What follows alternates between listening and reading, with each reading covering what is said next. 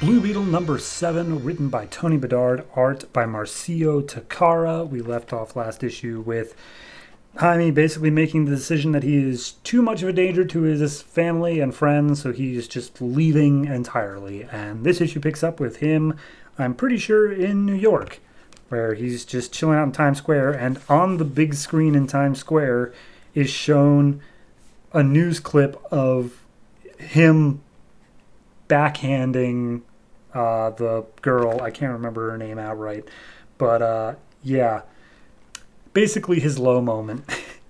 And he's like, oh, all right, cool, that's great, so happy that I have that up there. And apparently it's from a website that basically just has an axe to grind with any superheroes, period, over the fact that they can straight up, lift cars and kill people. But he's showing this footage because, like, and this guy, he I don't know if that's a skin or whatever, but that girl's lucky to be alive. And Jaime is basically just in his head being like, I had to do that in order to let her live. Like, that's jeez, this sucks. And so he's just hearing all this stuff, and then he's like, all right, look, I'm here in this city, and the suit's just talking to him, being like, why are we here? And he's like, because I have to get away from my family. He's like, no, like, why are we here in this city specifically? And he's like, one, I can't be anywhere near Paco, because if I accidentally trigger his transformation again, he's going to kill me. So there's that. And then two, I don't know how to do the superhero thing, and I'm pretty sure there are a lot of superheroes in New York, so I'm hoping I just bump into one. And he realizes he's hungry and he doesn't have any money for food. And the suit's like, all right, well, I'll just get you that. And he's like, what do you mean get me that? And he's like, get ready to acquire funds. And he goes into like an ATM kiosk, and he's talking to the suit, and he's just like, okay, we'll do this one time, but we're going to repay the bank. And it's like, I don't care. Look, put your finger next to the card holder. I'll take care of it. And he's like, can you at least wipe the surveillance cameras? He's like, yeah, sure. And can you make sure the money comes out of like the bank's account instead of just some random person? He's like, that doesn't matter. Get ready for the money. And as he does so, every ATM like on the block just starts spitting out 50s. And of course, everyone just makes a mad scramble for it. And the suit's like, all right, pick up the money. What are you doing? And he's like, why you gotta ruin this, man? Why you gotta ruin everything cool? And so Jaime just flies up. Basically, he's just using the suit to get high enough off the streets that he can just sleep on like random balconies and stuff like that where muggers can't get to him. But he still has not come across any sort of superhero people. But the suit is really, really eager to get him out of New York specifically. Like, the suit senses that there's some sort of enemy present in this city. So then we cut over to who is probably the enemy.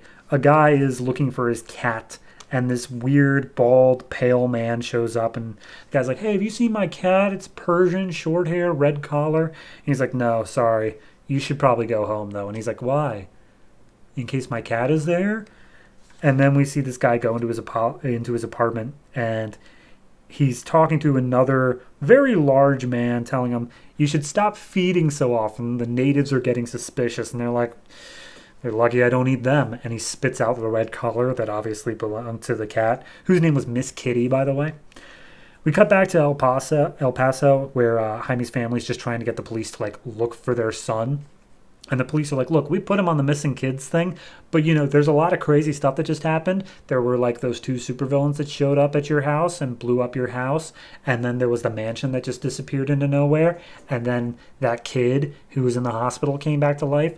That doesn't really relate to our job specifically. But regardless, there's crazy stuff happening here. A missing kid is the least of our concerns. But just stay put. I'm sure he'll show back up. And then we cut back to Manhattan, where Jaime is still... like, he's like, all right, where's this enemy you're talking about? Maybe we could just deal with this. And as the suit like narrows it down a little bit and starts scanning, he sees this invisible presence hopping through town, like invisible to the naked eye, but the suit's able to pick it up. So Jaime makes his way over to the person in the suit, and as he does so, the person phases through the top of the building without like any problem at all. And when Jaime looks down to see into the next room, what's down there, it's apparently a jewelry store. So the guy's like, so Jaime's just like, ah, great, this guy's a burglar. We're going to have to stop him. So he busts in and tells the guy to stop. He's like, whoa, hold on, you can see me? And we see just before that the guy's name is Short Timer, and he's talking to a guy over a headset named Stopwatch, and he's like robbing this place because Stopwatch says to do so. So regardless, that's the thing.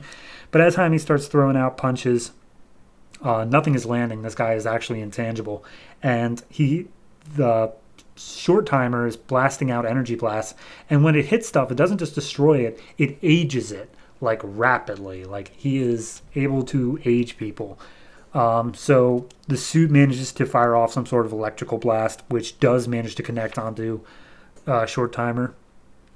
Which, once Short Timer's helmet comes off, we see that it's just a kid who's like barely older than Jaime.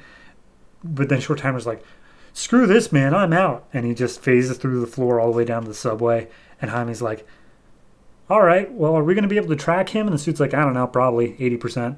And Jaime's like, all right, cool. Guess I'll just try to clean up here a little bit. But then the family that owns the jewelry store shows up and is just like, hey, wait a minute, I recognize you. You're the guy who beat up that girl. You suck. And he's like, I'm a hero, dang it.